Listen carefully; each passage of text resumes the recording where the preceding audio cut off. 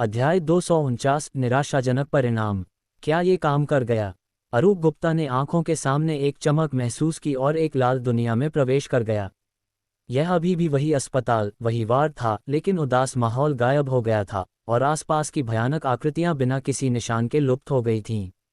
वह हैरान नहीं था, भयंकर भूतों पर उसका शोध किसी से भी गहरा था और वह जानता था कि रोहित ने उसे जबरन प्रेत क्षेत्र में खींच लिया था। मुझे नहीं पता कि इसे सफलता माना जा सकता है या नहीं। मैंने अभी सिर्फ एक काफ़ी शक्तिशाली भूत से अस्थायी रूप से निपटा है, लेकिन मैं निश्चित रूप से कह सकता हूँ, ये निश्चित रूप से मूलभूत सोर्स गोस्ट नहीं है। बाहर वे चीज़ें अभी भी मौजूद हैं। रोहित का भाव गंभीर था। हालांकि हम इस बार जीते हैं, पर हम हारे भी हैं। जीतने से उसका मतलब सिर्फ इस एक बार से था, हारने का मतलब पूरी स्थिति हारना था। मूलभूत को हल करने में असमर्थ होने के कारण जयपुर शहर का पतन सिर्फ समय की बात थी और उनके समूह को भारी नुकसान हुआ था। यहाँ तक कि उसके पास भी अब भयंकर भूतों के साथ संपर्क जारी रखने की पूंजी नहीं बची थी। अगर यह ऐसे ही चलता रहा तो भले ही वह दो भूतों को नियंत्रित कर सकता हो, उसे भयंकर भूतों के पुनरुत्थान के खतरे का सामना करना पड़ेगा। कितना अफसोसनाक। अरूप गुप्ता का भाव शांत रहा, लेकिन ये भी मेरी गणनाओं के भीतर है। आखिरकार मेरे विचार में सफलता दर 30% से कम थी। तुम्हारे भूत का रूप अंदर से कैसा दिखता है? ये लापता पवन कुमार है, हरीश पाल ने कहा। वास्तव में क्या उसके शरीर पर मौजूद भूत भी यही है? अरूप गुप्ता ने पूछा। रोहित ने कहा, बिल्कुल, ये हूबहू पवन कुमार जैसा दिखता है, बस इससे निपटना बहुत मुश्किल है। ये चीज़ पवन कुमार के शरीर के अंदर के भूत को लापरवाही से नियंत्रित कर सकती है। लगता है हमारा पिछला निष्कर्ष सही था। एक चौथे चरण का प्रेत शिशु मौजूद है, अरूप गुप्ता ने कहा। एक चौथे चरण का प्रेत शिशु?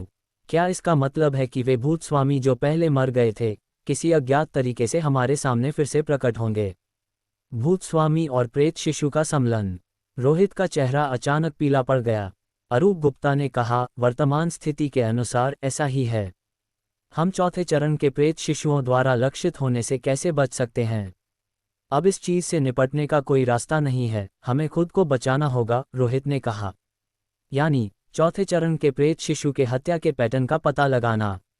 मेरा व्यक्तिगत अनुमान है। सांस लेना, अरूप गुप्ता ने कहा।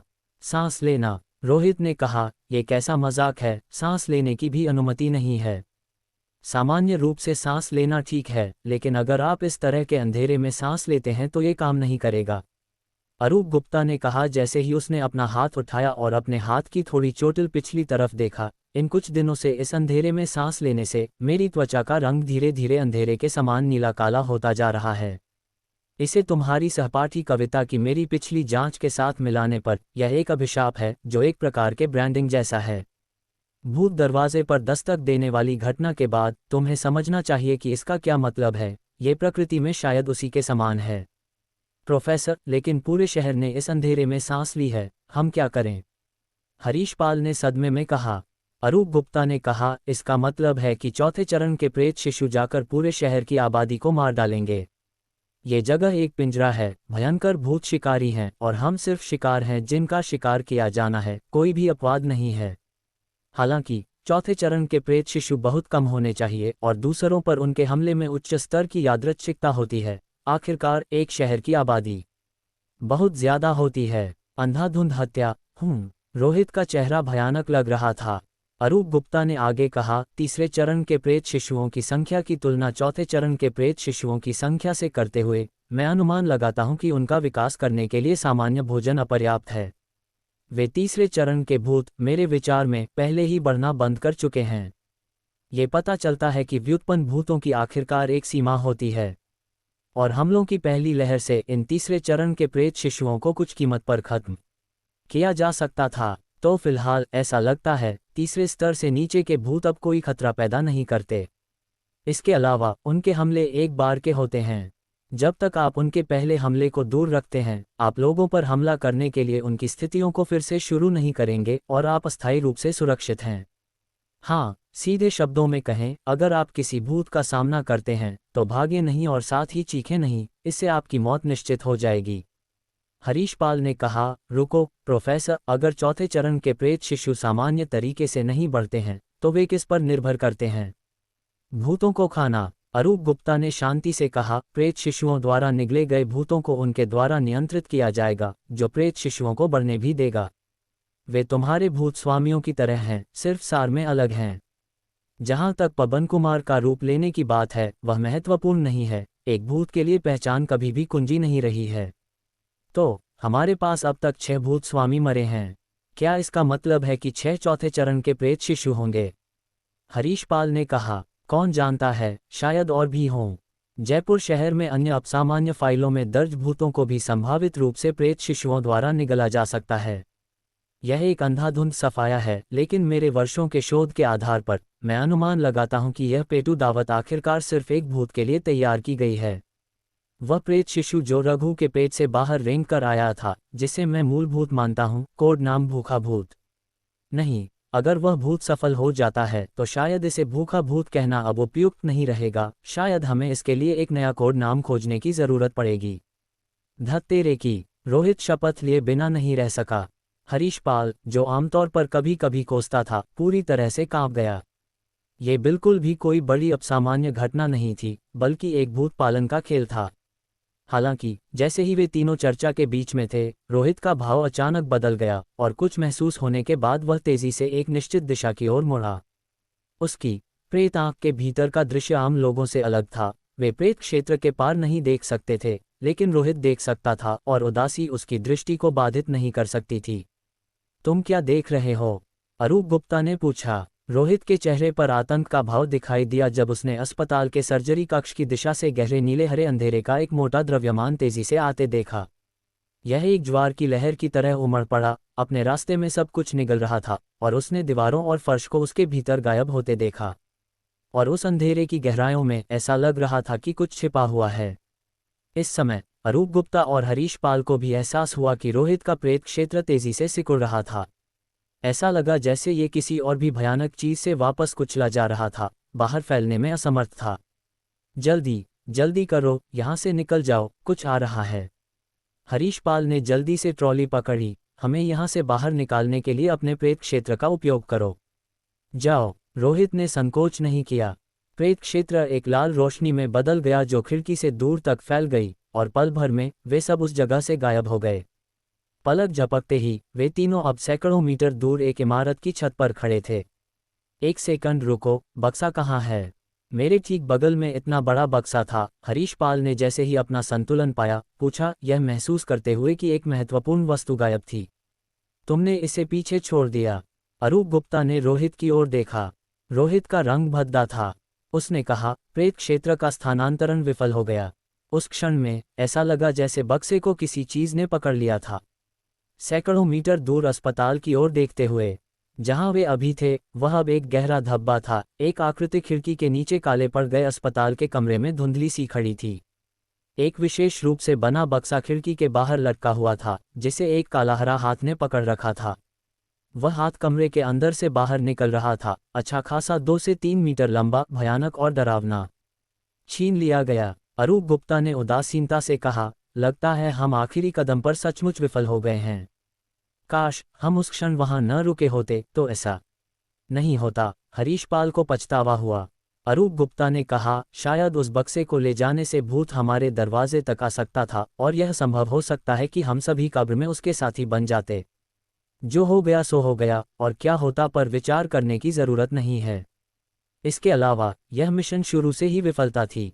अगर हमने बक्सा ले भी लिया होता तो भी यह समग्र स्थिति को नहीं बदलता। शायद पवन कुमार के पास मौजूद उस दीर्घायु लबादे से चीजों को मोड़ने का अभी भी एक मौका था। हरीश पाल कुछ हद तक छोड़ने को तैयार नहीं था। पवन कुमार खुद पहले ही मर चुका है, जाहिर है दीर्घायु लबादा अविश्वसनीय है। अरूप गुप्ता की आवाज ठंडी हो गई। हमारे पास उस मूलभूत को रोकने के लिए एक शक्तिशाली साधन की कमी है। इस क्षमता के बिना हम उसे कैद नहीं कर सकते। वह उंगली हमारा आखिरी मौका थी, और जिस क्षण इसे गलत भूत पर इस्तेमाल किया गया, हम पहले ही हार चुके थे। इसके अलावा प्रेत मोमबत्ती खत्म हो चुकी है, और हमारे पास मौके बनाने के कोई साधन नहीं बचे हैं। ऐसी स्थिति में हम उस मूलभूत के करीब भी नहीं जा सकते। हमारी वर्तमान दुर्दशा को मुझसे बेहतर कोई नहीं समझता। हालांकि ऐसा कहा गया था, पर सफलता में जरा सी भी सांत्वना हासिल न कर पाना अभी भी मनोबल पर एक झटका था। चलो चलते हैं, रोहित ने कहा, हालांकि वह भी बहुत अनिच्छुक था। लेकिन वह जानता था कि अरूप गुप्ता सही कह रहा था, उसके और हरीश पाल के पास अब उस भूत से निपटने का अधिकार नहीं था। हालांकि उसे संदेह था कि जो अभी प्रकट हुआ था वह शायद मूलभूत ही था, लेकिन सभी तरीकों का इस्तेमाल हो चुका था और वह खुद एक घिनौने भूत के रूप में पुनरुत्थान के कगार पर था। स्थिति बहुत हताश थी। इसके अलावा सबसे महत्वपूर्ण बात यह थी कि मूलभूत शक्ति में चौथे चरण के प्रेत शिशु से परे था, यहाँ तक कि वह उंगली भी शायद उसे कील नहीं कर पाती। सीधे संपर्क का जोखिम बहुत बड़ा था। उनके लिए अनजाने में यह असामान्य घटना पहले ही सबसे भयानक और निराशाजनक अघुलनशील मोड में विकसित हो चुकी थी। अप्रत्याशित मेहमान अध्याय 250। ऑपरेशन विफल हो चुका था और जयपुर शहर के केंद्र में बने रहना अत्यंत मूर्खतापूर्ण होता। रोहित ने अपनी कार निकालने की भी हिम्मत नहीं की। उसने प्रेत क्षेत्र की शक्ति का उपयोग करके हरीश पाल और अरूप गुप्ता को गुवानजियांग आवासीय परिसर में वापस ला दिया। उदास आकाश से एक लाल रोशनी गिरी और अचानक परिसर के डामर पर 3 लोग हवा में से प्रकट हुए। अन्य जगहों की तुलना में परिसर किसी कारण से हलचल से भरा हुआ था। पास में निर्माण स्थलों के ओवरटाइम काम करने की आवाज़ें सुनी जा सकती थीं और कुछ अपार्टमेंट इमारतों में बत्तियां जल रही थीं, जैसे कि लोग पहले ही अंदर चले गए थे। मुझे एक कंप्यूटर ला दो, मुझे एक रिपोर्ट लिखनी है। अरूप गुप्ता ने इलाके का जायजा लिया, ये समझते हुए कि यह अस्थायी रूप से सुरक्षित है। शहर के केंद्र से दूर होने और कम आबादी होने का मतलब था कि प्रेत शिशु को इस क्षेत्र तक पहुंचने में कुछ समय लग सकता है। रोहित ने उसे एक नज़र डाली। उसके और अरूप गुप्ता के बीच संबंध बहुत अच्छे नहीं थे, वे सिर्फ अपने कर्तव्यों का पालन करते थे और कोई आगे की बातचीत नहीं होती थी। अब जब ऑपरेशन विफल हो गया था तो अपने भाई की मौत का बदला होने के बावजूद वह शांत रहा। मेरे घर आओ, कुछ दिन आराम करो और सोचना शुरू करो कि कैसे जिंदा रहना है, रोहित ने कहा। तुम्हारा क्या, हरीश पाल? हरीश पाल की नज़र थोड़ी बदल गई। क्या यहाँ सुरक्षित है? क्या जयपुर शहर में कोई भी जगह सुरक्षित है? लेकिन ये जगह शहर के केंद्र से दूर है, परिवहन के लिए सुविधाजनक है, भागने और हमारी जान बचाने के लिए उपयुक्त है, रोहित ने कहा। हालांकि बचने की गारंटी नहीं है, कम से कम हम थोड़ा और जी सकते हैं। मैं अपने परिवार को यहाँ लाने जा रहा हूँ, क्या तुम्हारे पास बसने के लिए कोई जगह है? हरीश पाल हिचकिचाया। उसे लगा कि चूंकि रोहित यहाँ रह रहा है तो यह अन्य स्थानों की तुलना में अधिक सुरक्षित होना चाहिए। रोहित ने कहा, मैं तुम्हें एक विला दूंगा, कोई भी चुनो जो तुम्हें पसंद हो, इस बिंदु पर नखरे करने की कोई ज़रूरत नहीं है। धन्यवाद, हरीश पाल ने सिर हिलाया, फिर तुरंत मुड़ा और चला गया। तुम क्या बनाने की योजना बना रहे हो? अरूप गुप्ता की नज़र निर्माण स्थल की ओर मुड़ गई। ऐसे समय में जल्दी से किया जा रहा निर्माण कार्य किसी बहुत महत्वपूर्ण चीज़ के लिए होना चाहिए। एक सुरक्षा गृह, तुम्हें इसके बारे में जल्द ही पता चल जाएगा, रोहित ने कहा। तुमने जयपुर शहर का सारा सोने का भंडार सिर्फ एक सुरक्षा गृह बनाने के लिए ले लिया। अरूप गुप्ता ने कहा, तुमने वास्तव में पहले से ही एक भागने की योजना तैयार कर ली थी, लेकिन क्या तुम्हें लगता है कि यह काम करेगा? ये काम करता है या नहीं, हमें कोशिश करनी होगी। जब तक सुरक्षा गृह सफलतापूर्वक बन जाता है, अगर कुछ अप्रत्याशित नहीं होता है तो इसे 1 या 2 महीने तक चलना चाहिए, कोई समस्या नहीं। समय के साथ कुछ स्थितियां बदलने वाली हैं। तुम्हें भाग्यशाली महसूस करना चाहिए। आपराधिक जांच विभाग ने विशेष रूप से मुझे तुम्हारी जान बचाने का निर्देश दिया था। हालांकि मैं तुम्हें बचाने के लिए बहुत उत्सुक नहीं हूं, तुम काफ़ी उपयोगी हो। मैं तुम्हें इस बार माफ़ कर दूंगा। अगर यह एक सामान्य स्थिति होती तो उपेंद्र गुप्ता की खातिर मैं तुम्हें पूरी तरह से खत्म कर देता। वह कमीना बचाने लायक नहीं था, अरूप गुप्ता ने कहा। अगर तुम मुझे मारना चाहते हो तो अब सबसे अच्छा समय है जब आसपास कोई नहीं है, एक अच्छा अवसर। वह अब महत्वपूर्ण नहीं है। अगर तुम इस बार बच जाते हो तो तुम पर मेरा एक प्रेत मोमबत्ती का कर्ज है, रोहित ने कहा। भले ही मैं बच जाऊं, मैं उस चीज़ के बारे में फैसला नहीं ले सकता, अरूप गुप्ता ने कहा। अगर तुम इस असामान्य घटना को हल कर सकते हो तो उस योग्यता के साथ एक प्रेत मोमबत्ती प्राप्त करना आसान होगा। अगर मैं बच जाता हूं तो मैं तुम्हें एक और उत्पाद दे सकता हूं जो नया विकसित हुआ है और हाल ही में सफल हुआ है। वे दोनों बात करते रहे और जल्द ही विला में प्रवेश कर गए। हॉल में तेज रोशनी थी, जैसे कि लागत की चिंता किए बिना हर संभव रोशनी चालू कर दी गई हो। ऐसा लगा जैसे यह अंदर के लोगों को थोड़ा और सुरक्षा का एहसास दे रहा था, लेकिन इसका बहुत कम उपयोग था। चूंकि जयपुर शहर में सूरज नहीं था, तापमान तेजी से गिर गया। आलिया एक ढीले ढाले स्वेटर में लिपटी हुई सोफे पर बैठी थी, कुछ चबा रही थी जबकि टीवी देख रही थी। हालांकि कौशिक के अलावा कुछ अप्रत्याशित मेहमान भी थे। ये राजीव, अनुपमा और उनकी बेटी कविता का परिवार था। तुम्हारी सहपाठी और उसके माता पिता दोपहर में आए थे और तब से यहाँ बैठे हैं, तुम्हारे लौटने का इंतजार कर रहे हैं। उन्होंने तुम्हें पहले कॉल किया था लेकिन तुम अपना फ़ोन अपने साथ नहीं ले गए थे। आलिया ने मुंह फुलाकर कहा। अध्यक्ष रोहित, प्रोफेसर अरूप गुप्ता, आपको देखकर अच्छा लगा। राजीव तुरंत खड़ा हो गया, उसके चेहरे पर एक सम्मानजनक मुस्कान थी। अनुपमा एक तरफ खड़ी थी, रोहित को फिर से देखकर थोड़ा अजीब महसूस कर रही थी और शर्मा कर हंसी, यह नहीं जानती थी कि क्या करें। आखिरकार उसने पहले अपनी बेटी की सहपाठी को तिरस्कार से देखा था। रोहित ने नज़र डाली और अपनी आंखें कविता पर स्थिर कर दीं। उस क्षण कविता अचल बैठी थी, उसकी पीठ बिल्कुल सीधी थी, उसकी रंगत मौत की तरह पीली थी, जिसमें रंग का एक निशान भी नहीं था। अगर उसकी आंखें थोड़ी सी हिल नहीं रही होतीं, तो कोई भी उसे आसानी से शव समझ सकता था। लेकिन जब रोहित ने उसे देखा, तो उसने भी उसे पलटकर देखा।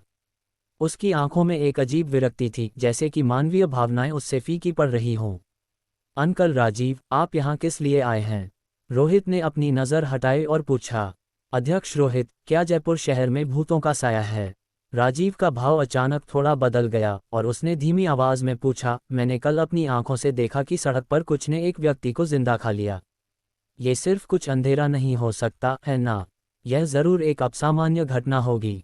एक मिनट रुको, बड़ी दीदी आलिया, जाओ और प्रोफेसर अरूप गुप्ता के लिए एक कंप्यूटर तैयार करो। उन्हें कुछ काम के लिए इसकी ज़रूरत है। रोहित ने कहा। ठीक है प्रोफेसर अरूप गुप्ता, मेरे पीछे आओ, आलिया ने कहा जैसे ही वह खड़ी हुई और अरूप गुप्ता को ऊपर ले गई। जैसे ही वे दोनों चले गए, रोहित बैठ गया, पानी की एक बोतल खोली और कुछ घूंट गटक लिए इससे पहले कि वह कहता, जयपुर शहर वास्तव में खतरनाक है और इसे छिपाने का कोई मतलब नहीं है। लेकिन अंकल राजीव के परिवार का इतनी लापरवाही से बाहर निकलना अत्यंत खतरनाक है। आप भाग्यशाली हैं कि आप यहाँ जिंदा पहुँच गए हैं। दूसरी ओर, आपको कैसे पता चला कि मैं यहाँ रहता हूँ? मुझे कैसे पता चलेगा कि आप कहाँ रहते हैं, अध्यक्ष रोहित? ये तो कविता ने हमें बताया, राजीव ने जवाब दिया। रोहित ने तब खाना जारी रखा और कविता की ओर मुड़ा। तुम्हें नहीं पता होना चाहिए कि मैं यहाँ रहता हूँ, क्योंकि मैं यहाँ थोड़े ही समय से हूँ। मैंने देखा। कविता ने अपनी पीली बाँह उठाई, जिस पर एक गहरे लाल आंख का निशान और भी अलग हो गया था, जैसे कि वह असली आंख में बदलने के लिए आकार ले रहा हो। कभी कभी मुझे कुछ अजीब छवियां दिखाई देती हैं। क्या ऐसा है? रोहित ने आगे पूछताछ नहीं की, यह मानते हुए कि चूंकि उसकी प्रेत आंख पुनरुत्थान के करीब थी, कविता भी उससे प्रभावित हुई होगी। मुझे आश्चर्य है कि अंकल राजीव को इतना जोखिम उठाकर यहाँ आने के लिए कौन सी जरूरी बात लाए। फिर वह राजीव की ओर देखने लगा। राजीव, कुछ शर्मिंदा लेकिन फिर भी एक बहादुर चेहरा बनाते हुए, ने कहा, जयपुर शहर खतरनाक है और मैं आपसे पूछना चाहता था, अध्यक्ष रोहित, अगर आसपास कोई सुरक्षित जगह है। मुझे उम्मीद थी कि आप हमारा ध्यान रख सकते हैं। अनुपमा अपने पति की याचना को देखकर और भी शर्मिंदा महसूस कर रही थी। कौन सोच सकता था कि सिर्फ एक महीने से थोड़ा ज्यादा समय में उसकी बेटी का गरीब सहपाठी अरबों की कुल संपत्ति वाला एक धनी बॉस बन जाएगा और जयपुर शहर में कोई जासूस बन जाएगा और अब उसका खुद का परिवार उसकी मदद मांग रहा था। कोई भी जगह पूरी तरह से सुरक्षित नहीं है। सच कहूं तो यहाँ भी ये पूरी तरह से सुरक्षित नहीं है, हालांकि यह फिलहाल अन्य स्थानों से थोड़ा बेहतर है। चूंकि अंकल राजीव ने पूछा है, मैं अपनी सहपाठी कविता के लिए कुछ सहायता देना कर्ज मानता हूँ, रोहित ने कहा। हम ऐसा करेंगे। मैं आलिया से तुम्हारे परिवार के लिए एक कमरा तैयार करवाऊंगा ताकि अभी के लिए रह सकें। बाकी की चर्चा हम बाद में कर सकते हैं।